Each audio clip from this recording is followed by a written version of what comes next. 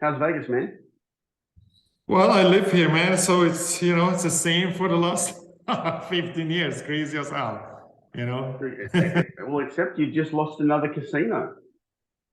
Yeah, I mean, like, but here's the thing, like we lose one and then we build three more. So, so like while we Yeah. lost one, we just built another, I mean, we meaning Las Vegas.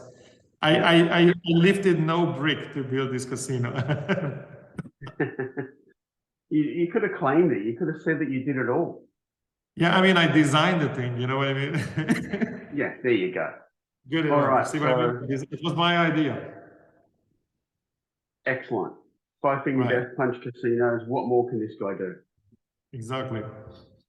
All right, so how are things? You've got the deluxe edition of Afterlife, Uh-huh. and you've got a track with DMX. So lucky enough to get a preview of that, and that is absolutely killer. How did that come about? So we've been talking about this for years and years and years. Like we always viewed DMX as sort of the heavy metal guy of hip hop. Like, his delivery, his lyrics, the way that his flow, everything was about him kind of like this is the metal head of hip hop for us at least. Right. So it's been always a conversation. We like to collaborate with people. We do sometimes cover song. We did LL Cool J's cover and then collaborated with Tech Nine on that. Or sometimes, let's say we did Blue and Black and then we had Brandy Gilbert, Kenny Wayne Shepherd, who actually wrote that song, and Brian May on the song. So this is not new to us, as in this is always interesting, to collaborate or do get the creatives into the studio and do something together. That's always been cool. And so, on the short list we had DMX. We've been always kind of wanted to work with him and try to figure out how this can be possible. So this conversation been like 5-6 years now going on, and he wasn't available for various reasons, or we were on tour. So synchronizing this is pretty difficult actually. And by the time we could actually do something, unfortunately DMX passed. So that got us in a situation like, now what? How are we gonna do this? Anyway, how are we gonna be respectful but still check that bucket list item? And and so we managed to work with his team, and we got masters recordings from him, and there were takes on that nobody heard before. There were takes that were on a mixtape before. So it was various materials that we had to rearrange and then pull the parts that we could work with and write a song around it. So we kept his verses, but we wrote the song around it and we used some of our stuff. So this is basically a collab that way. Unfortunately, he wasn't here to hear it, but Yeah.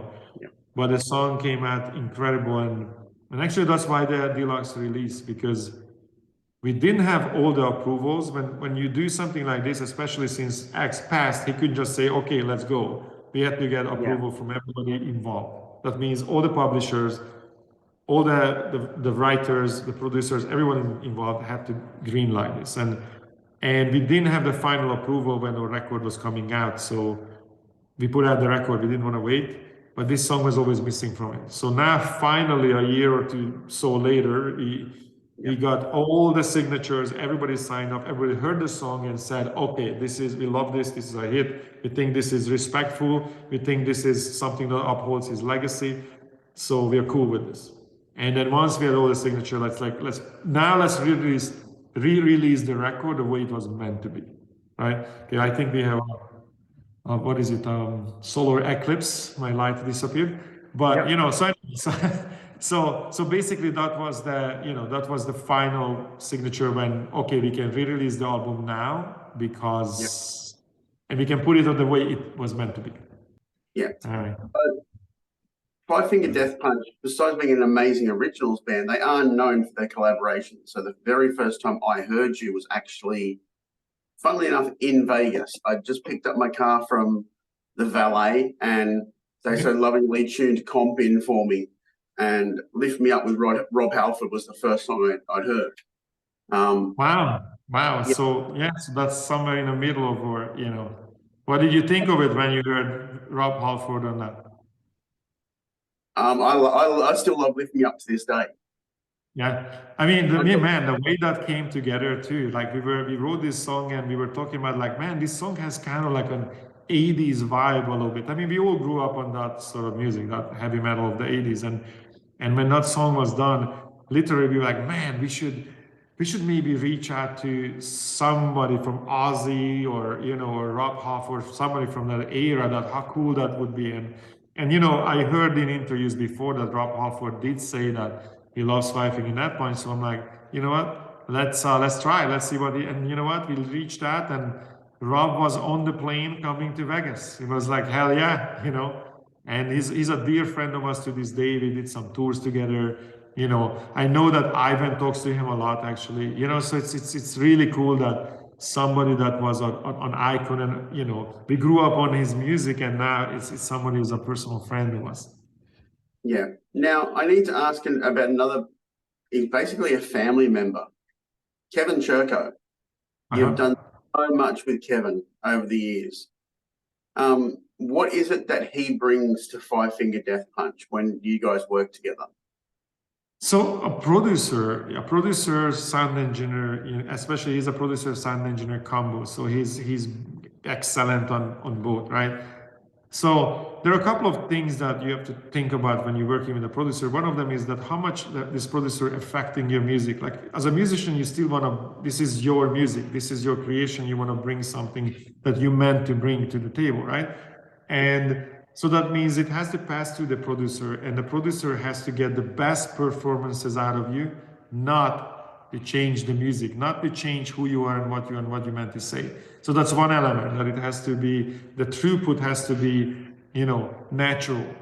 And then also be the mitigator between band members, right? So that's a producer, also somewhat of a psychologist, right? That can deal with all the band members, like, you know, it's a rock band, everybody's crazy.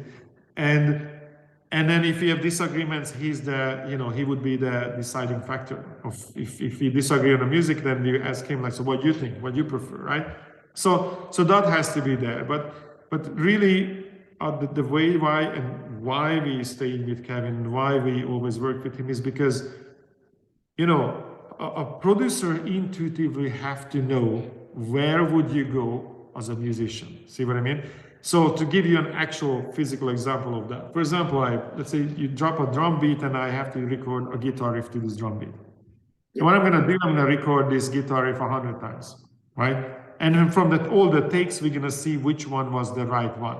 And it's various elements. Like it's not just a precision, like how precise the riff was. That does it have that life? Does it have that star quality? Does it have that extra thing about this riff, right?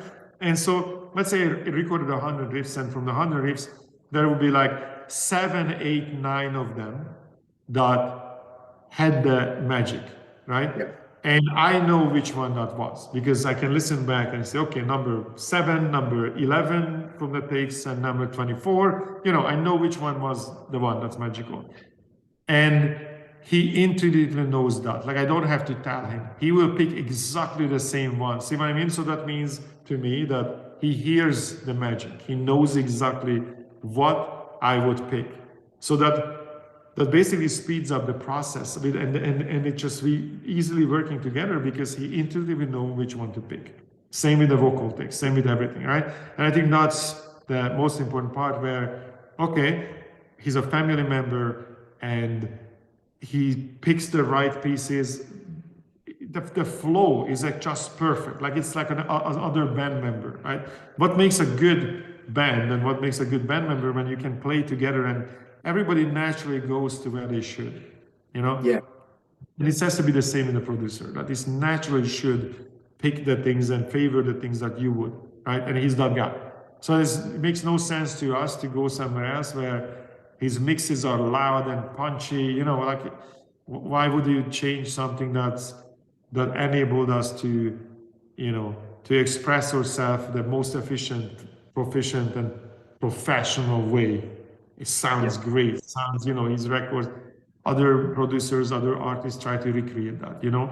I always like that stuff, and I read it in articles, and people talk about like, man, you know, the guitar sound or the vocal sound on the Five Finger Death Punch record. People favor that, or studio professionals talking about that. I always, you know, I was thinking like, man, yeah, exactly. That's why we work with him. Are you going to be working with him on the next studio record? I mean, that's the plan. You know, we'll see when we get to that point of doing the next record. We started kind of work on some stuff that, you know, we have a whole year of touring ahead of us. So we'll see when we get to it. For you, when you go out on tour, what's the one thing that you need to survive? Water. Like, I'm assuming you're talking about, you know, what we have to be, what we have to have on tour. I mean, like, there's a wide question, you know, like you need to have your Yep. sanity to survive. You need Yep. to, you know, but look, we are a traveling circus and a traveling business, right? So that means I have to have my communication devices, like the laptops, the phones. I have several phones for different purposes, you know, and hotspots and all that stuff. So we have to be always connected, obviously, you know, so that has to be there. Then for me to keep my sanity, I train on the road. I train jiu-jitsu, so I have, you know, I have my tour manager is a black belt in jiu-jitsu. My security guys are black belt in jiu-jitsu. Sometimes I have somebody travel with me who's an extra jiu-jitsu black belt. I'm a jiu-jitsu black belt. We have our, you know, our mats with us. We roll this out almost every day and we train, right? So that physical, you know, thing gets out of your system, right? We, especially men, have an aggressive streak. We were meant to be the, you know, the fighters, the protectors, that, you know, of on in a society in this world, right? And so to be healthy, to be mentally healthy, and to be physically healthy, I think you cannot. You can't undo this. You prepose to this genetically, and so you have to exercise and keep that part of you alive. Yeah. That's why, to me, fighting, you know, on a controlled, friendly way, it's gentlemanly violence, right? Perfect. I have to have that energy, that type of energy flow. So, you know, so my situational awareness, my physical strength, my mental sharpness, my understanding of the world around me, you know, that has to be there. So that's one of the things I need to survive, you know. Now, And you good food, mentioned, healthy. So, you know, another thing is I don't eat crap. So, you know. perfect. You mentioned you got touring ahead of you. Now, you actually last here 10 years ago. I know there was a plan for you to open for Black Sabbath at one point, but that didn't come to fruition down here. So Soundwave 2014 was the last time Right. Australia saw you. I remember it vividly. You know, I remember that year of Soundwave. A lot's gone on for Death Punch since then, and thankfully Ivan is a totally different Ivan and a new Ivan, and ready just to kill in a great way. So where is the status of Five Finger Death Punch and Australia at the moment in the terms of touring? Well, it's exactly as you said. Like, Ivan is a different person now. We had, you know, back in the days, 2014. Man, that's 10 years.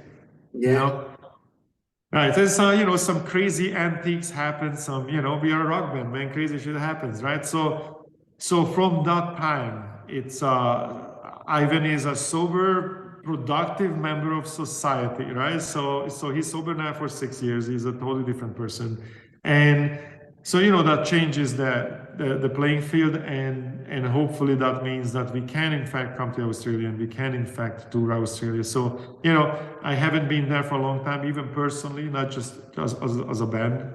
Yep. So I'm really hoping this year, 2024, I don't see that happening because we are pretty much booked up all the way to the, you know, all the way to the end of the year. But we have this Europe tour, we have the giant American tour with Manson and Slaughter to Prevail, which amazing band, and goes all the way to the end of summer. So end of the year, I'm sorry. So if we have an Asia, Australia kind of excursion, that would be probably early next year or first quarter, somewhere in there, you know. We'll see. These are the things that a lot of ducks have to fall in a row, and there are booking agents, there are promoters, there are many factors to this. So for the Australian people, it's not always up to the band. It's not like they don't want to come to Australia. It's a lot of things have to happen, you know, for this to happen. We definitely want to come. I mean, I had an amazing time in Australia. I also have a lot of friends in Australia. Also, a bunch of Jiu-Jitsu guys I need to visit and train with, and they are in Australia. So even personally, I have many reasons, not just with the band, to come. And so yeah, I'm really hoping that this comes together soon. Well, I'll put a little hint out that Knotfest 2025 has been announced, and the only band on it so far is Slipknot. So I'm sure we can. Okay. When is it? It's normally in March. March? Yeah, so we've just had one for this year, last month. Okay, that could be interesting.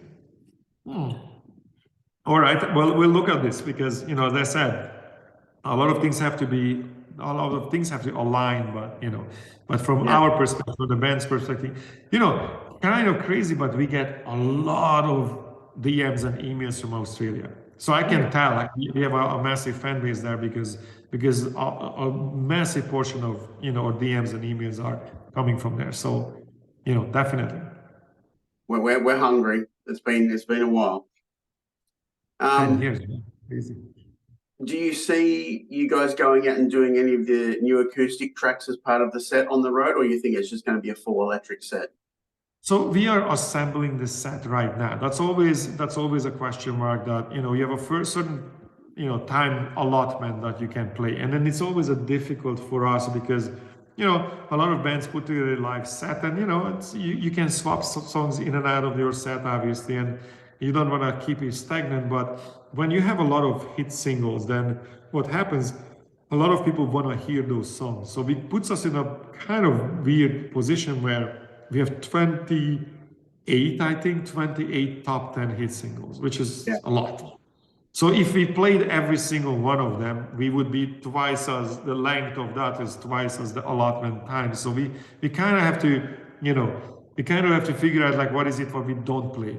It's always really tricky to assemble. It's another thing is, you know, there are certain live songs that has to be there. The flow of the set has to be there, and then you want to throw in some new songs as well. So it's always been a challenge for us to, you know, to assemble the set list. And obviously looking at the audience and know what they ask for, we end up kind of playing a similar set, you know, with a couple of changes.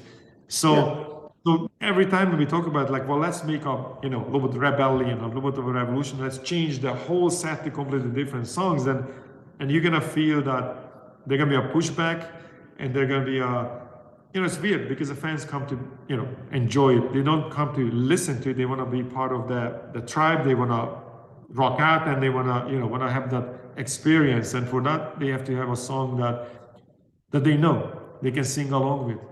They know where it is. They don't know what's coming, and so you have to put the songs that they're used to. So yeah, it's always a tricky thing. We used to have an acoustic set in the middle of the, you know, in the middle of this or set. There was a mini set with him. We might bring that back. So there's a possibility that because of the deluxe edition has a couple of acoustic edition. They sound amazing to me. I really like those versions. So, you know, it's a conversation. Depends, you know, for example, when we play with Metallica, it's impossible. You know, it's a circular stage. You don't really have time to set up other things and stools and acoustic guitars. So we can't do it then. It has to be our own you know, our own headlines when we can in fact do this. So that's, we'll see. We are doing it right now. So, you know, I'll throw this in the hat. Awesome, man. We are completely out of time. You've got a day full of interviews. Congratulations on the deluxe coming out. Let's hope for 2024. We've already, you know, put it out into the universe that 2024 is going to be a great year. 2025, Knotfest Australia. Why not add Five Finger Death Punch? Right. All the best, man. And hopefully we'll see you next year. Thank you, my brother. See ya. Thank you.